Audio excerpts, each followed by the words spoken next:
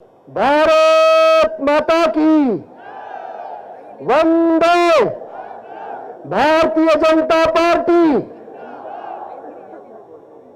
यहां पर मंचासीन भारतीय जनता पार्टी के सभी वरिष्ठ पदाधिकारियों के उपस्थिति को वंदन करता हूं और मेरे सामने ये भारत माता के जो सपूत है, जो इस देश में राष्ट्रभक्ति का परचम लहराते हुए नरेंद्र मोदी जी को भारत के सिंहासन पर आसीन करने के लिए कर्मठ कार्यकर्ता और इस देश की जनता को नमस्कार करता हूं। आज एक पत्रकार ने मुझे पूछा कि आप प्रधानमंत्री नरेंद्र मोदी जी को देख रहे हैं, कांग्रेस में यह प्रथा है कि यदि कांग्रेस की माता सिर पर हाथ रखती है राहुल गांधी के, तो वह प्रधानमंत्री घोषित हो जाता है। मोदी जी के पीछे किसका हाथ है? तो मैंने कहा, इस देश में अब प्रधानमंत्री बनने के लिए सिर्फ माता का आशीर्वाद ही नहीं, भारत माता के आशीर्वाद की भी जरूरत है, और वो नरेंद्र मोदी को मिल चुका है। इस देश ने स्वीकार कर लिया है नरेंद्र मोदी जी को। अब मेरी मम्मी, मेरा दादा, इस नाम से वोट मांगने की प्रथा चली गई। अब तो जो जनता का बेटा होगा उसी को ये जनता चुनेगी, और नरेंद्र मोदी जी को भारत के इस सपूतों ने चुन लिया है। मित्रों, मैं पूर्वी दिल्ली क्षेत्र से संसदीय क्षेत्र का नेतृत्व लेकर के आया हूं। आज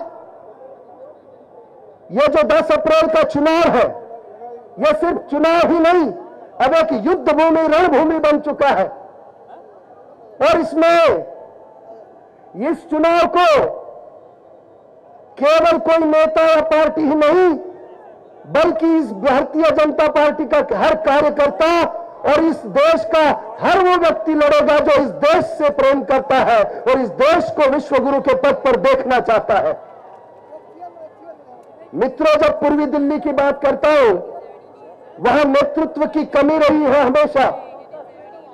वहां विकास के नाम पर कुछ नहीं हुआ, कॉमनवेल्थ के घोटालों का पैसा नहीं लगा, सब कुछ गटक गए और पूर्वी दिल्ली को पिछड़ा के पिछड़ा रहने दिया। मित्रों, वहां पर झुग्गी बस्ती वालों को 65 सालों से अपना हक नहीं मिला है। वहां पर यमुना के नाम पर कोई काम नहीं हुआ। जब मैं त्रिलोकपुरी, कोंडली, पटपड़गंज, जनपुरा और ओखला जैसे क्षेत्र को देखता हूं, मुझे बहुत विकास दिखाई पड़ता है जो करने जैसा है। यदि वहां के युवाओं को, महिलाओं को स्किल बेस्ड ट्रेनिंग दी जाए, वोकेशनल ट्रेनिंग दी जाए, तो वहां पर हैंडीक्राफ्ट का और कलाकृतियों का बहुत बड़ा उद्योग हो सकता है। हर युवा महिला रोजगार अपना स्वयं खड़ा कर सकती है, उसे किसी के भीख की जरूरत नहीं पड़ेगी।